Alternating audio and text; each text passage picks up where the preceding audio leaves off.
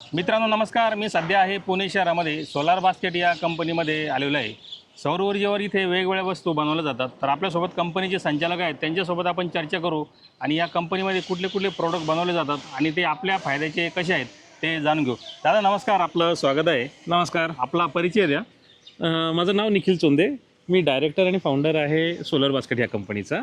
तर आपली कंपनी मुख्यत्वे कशावर काम करते? मुख्यतः आमची कंपनी जी आहे ही सोलर पॉवर्ड प्रॉडक्ट्स बनवते. आमच्याकडे सोलर ॲग्रोचे भरपूर प्रॉडक्ट्स आहेत, जसे सोलर ड्रायर झाले, सोलर इन्सेक्ट किलर झाले, सोलर CCTV झाले. पण आज आपण स्पेशली भेटलो जे आहे ते आमच्या एका स्पेशल प्रॉडक्टसाठी, सोलर दिव्यासाठी. तर या मी तुम्हाला इंट्रोड्यूस करून देतो सोलर बास्केटच्या फॅक्टरीला, पण स्पेसिफिकली सोलर दिवे कसे आपण मॅन्युफॅक्चर करतो, त्याची प्रोसेस कशी फॉलो होते, ह्या सगळ्या गोष्टींसाठी.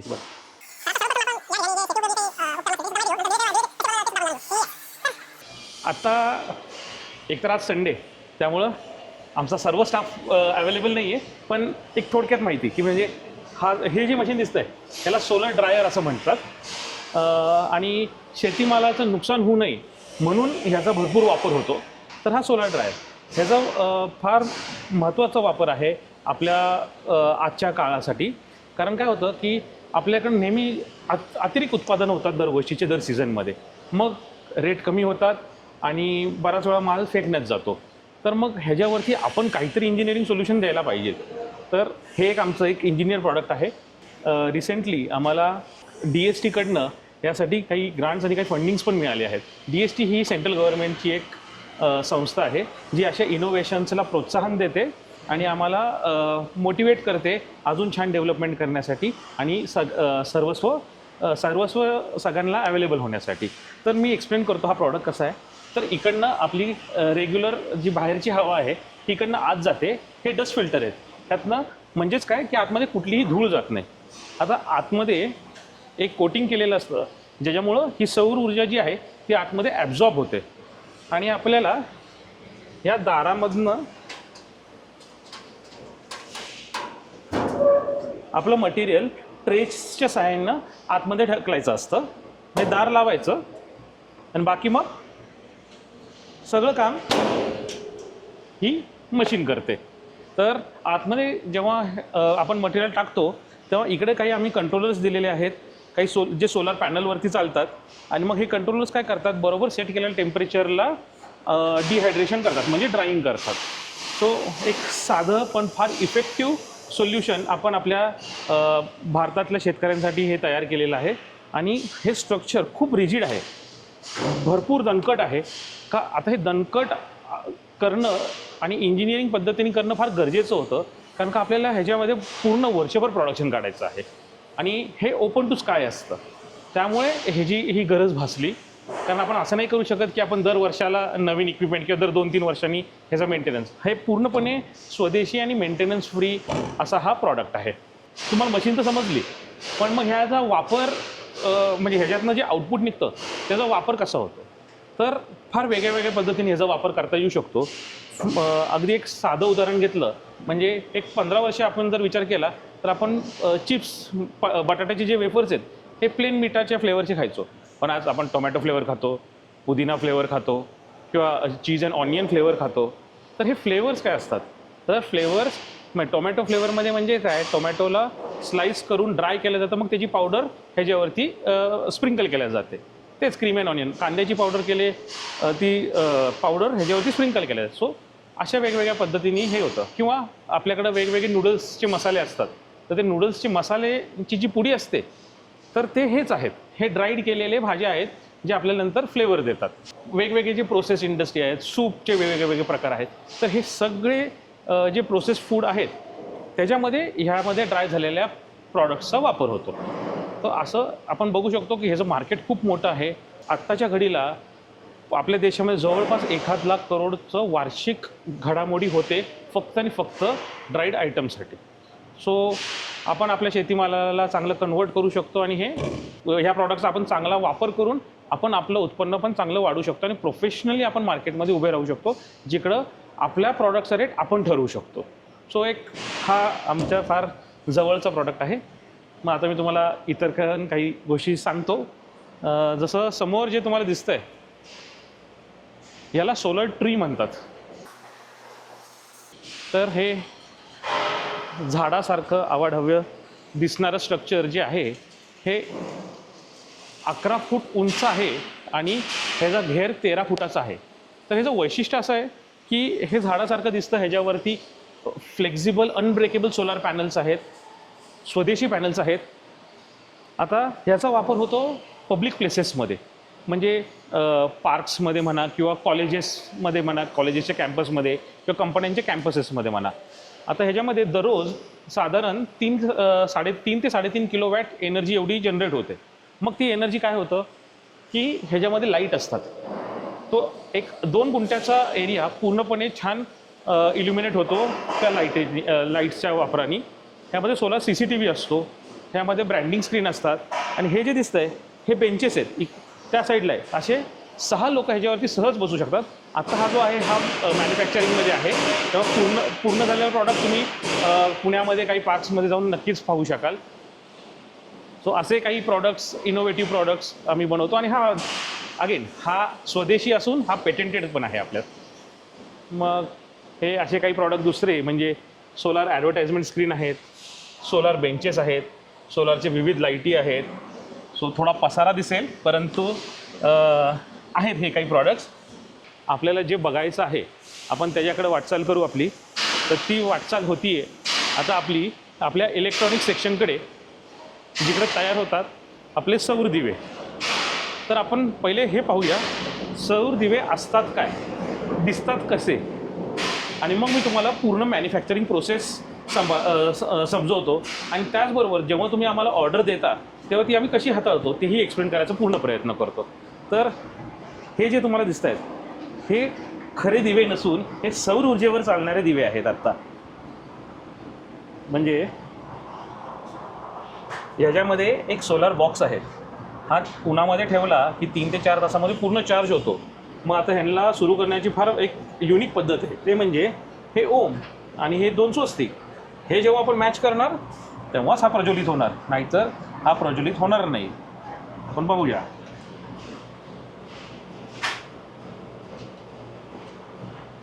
आता हा पूर्ण प्रज्वलित होईल. येस. सो ह्याच पद्धतीने हा प्रज्वलित होऊ शकतो. आता तुम्हाला प्रश्न पडेल सौर ऊर्जेचा आहे, लाकडी आहे, त्यावरती खऱ्या चांदीचं कोट आहे वगैरे वगैरे, हे सगळ्या गोष्टी छान आहेत. परंतु हे पाऊस असेल तर काय करणार. येस, तर पाऊस असेल तर आपण C-टाईपनी हे चार्ज करू शकतो. तर असं एक आमचं छोटंसं इनोव्हेशन जे दिवाळीमध्ये फार सुंदर डिमांड असते ह्याला. त्याचबरोबर ॲक्च्युली वर्षभर हा एक त्याच्या ठराविक पेसनी चालूच असतो. तर ह्याच्यामध्ये आमचे 26 मॉडेल आहेत. तर हा त्यातला एक होता. नंतर हा दुसरा एक अष्टविनायक म्हणून मॉडेल आहे, ज्यामध्ये गणपतीची प्रतिमा आहेत. खाली अष्टविनायक गणपतींचे सगळे चित्र आहेत.